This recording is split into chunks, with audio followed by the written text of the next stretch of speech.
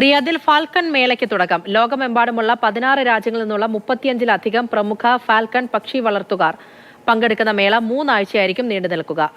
Riyadh falcon മേള മുൻ റെക്കോർഡുകൾ മറികടന്ന് മികച്ച രീതിയിൽ ഒന്നുകൂടി നടത്താനുള്ള ഒരുക്കത്തിലാണ് സംഘാടകർ. ഓഗസ്റ്റ് 24 വരെ തുടരുന്ന റിയാദിനു വടക്ക് മാൽഹാമിലുള്ള റിയാദ് എക്സിബിഷൻ ആൻഡ് കൺവെൻഷൻ സെന്ററിൽ തുടങ്ങിയ ഫാൽക്കൺ മേളയിലേക്ക് നിരവധി സന്ദർശകരെയാണ് പ്രതീക്ഷിക്കുന്നത്. സൗദി അറേബ്യയിലെ ഈ വർഷത്തെ ഏറ്റവും വലിയ അന്താരാഷ്ട്ര ഫാൽക്കൺ ബ്രീഡേഴ്സ് മേളയായിരിക്കും ഇത്.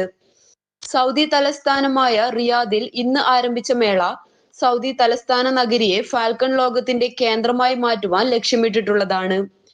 സൗദി ഫാൽക്കൺസ് ക്ലബ്ബാണ് എല്ലാ വർഷവും സംഘടിപ്പിച്ചു വരുന്ന മേളയുടെ സംഘാടകർ.